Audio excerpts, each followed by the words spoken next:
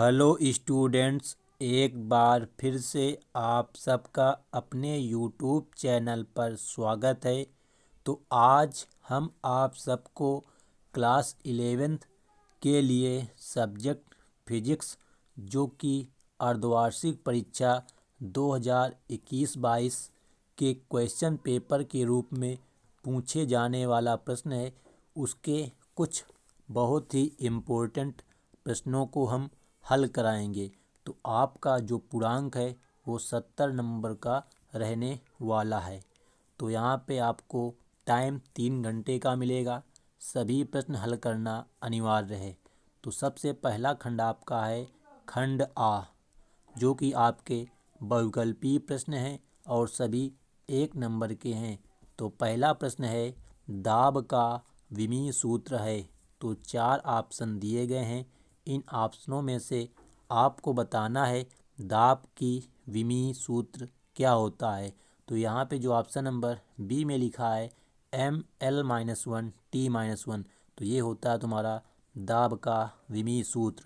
अगला इसका है चाल का मात्रक होता है।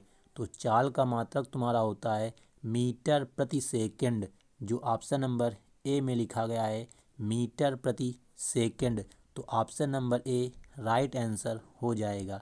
अगला है लिखा है किसी कण को 5I+2J+3 के न्यूटन बल द्वारा 2I+3J+5 के मीटर दूरी तक विस्थापित किया जाता है, तो किया गया कार्य है। तो आपको यहाँ पे कार्य निकालना है। तो कार्य का सूत्र होता है F बराबर यानी F/D।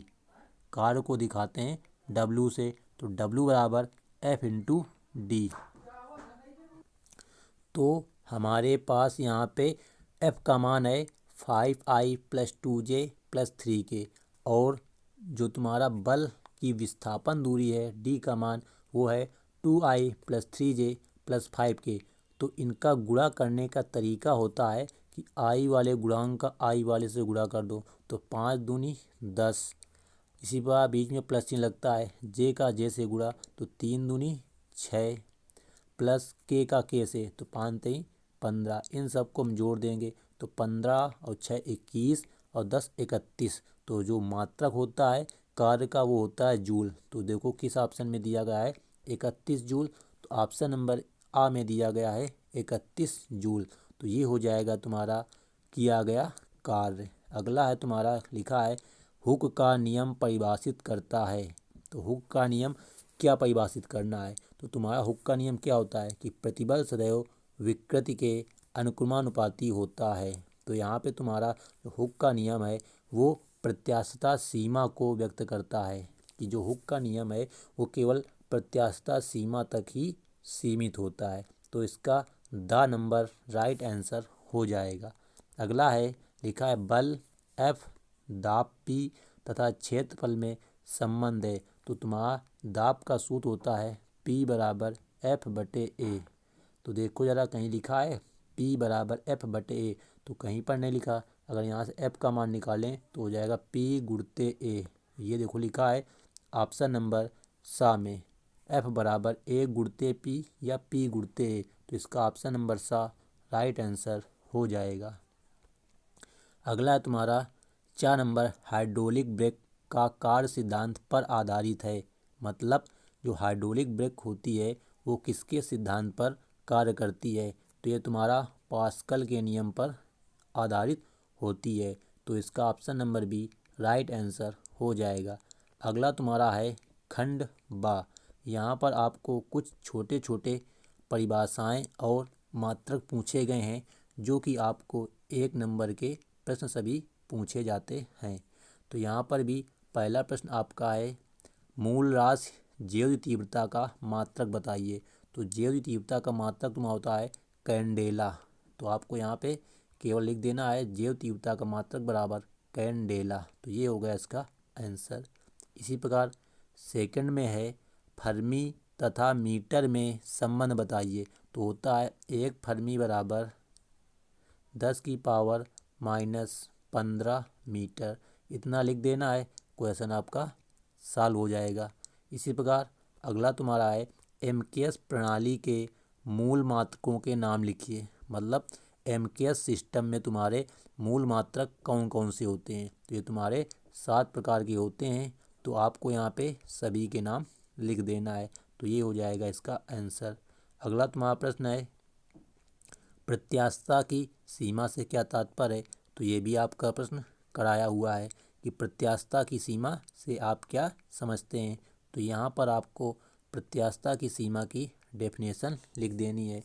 अगला है तुम्हारा कि प्रतिबल एवं दाब में अंतर बताइए। मतलब प्रतिबल क्या होता है और दाब क्या होता है, दोनों की डेफिनेशन लिख देना है, तो वही हो जाएगा इसका मूल अंतर। अगला है प्रत्यास्थता संबंधी हुक का नियम समझाइए।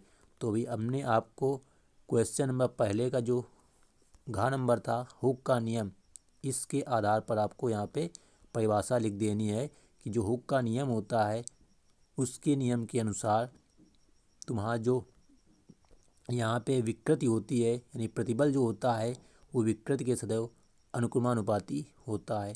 तो ये हो जाते हैं तुम्हारे प्रश्न नंबर 2 तक के इम्पोर्टेंट प्रश्न। अब देखते हैं नेक्स्ट प्रश्न। तो अगला है तुम्हारा खंड सा। तो यहाँ पर आपको 4 पार्ट दिए गए हैं प्रश्न नंबर 3 में, और ये सभी तुम्हारे 2-2 नंबर के एग्ज़ाम में पूछे जाते हैं। तो ये सब तुमको स्वयं करना है, अपनी बुक में इन क्वेश्चनों को सर्च कर लेना। पहला समीकरण देखो दिया है कि दिया एक तुम्हारा त्वरण समीकरण है, ए बराबर capital A T plus B upon C plus T square. नियतांक ए बी सी की विमाएँ हमको यहाँ पे निकालनी है, तो आप लोग निकाल लेना। फिर अगला प्रश्न तुम्हारा यहाँ पे कि गति के द्वितीय समीकरण को सदिश रूप में लिखो। तो ये हो जाएगा तुम्हारा एस वेक्टर बराबर you vector T plus 1/2 A vector, यानी कि हाफ ए टी स्क्वायर होता है, तो ए वेक्टर टी स्क्वायर हो जाएगा, ये वेक्टर का चिन्ह है। तो ये होगा तुम्हारा गति के द्वितीय समीकरण का सदिश रूप।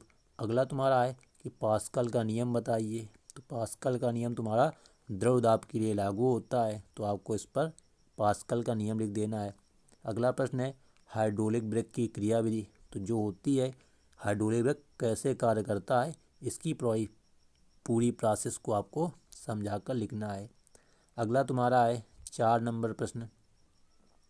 एक वस्तु 50 न्यूटन का बल लगाने पर 10 मीटर विस्थापित हो जाती है। विस्थापन की बल की दिशा से 60 अंश का कोण बनाता है, तो बल द्वारा कृत कार्य। तो यहाँ पे आपको सूत्र लगाना है W बराबर एफ डी कॉस थीटा।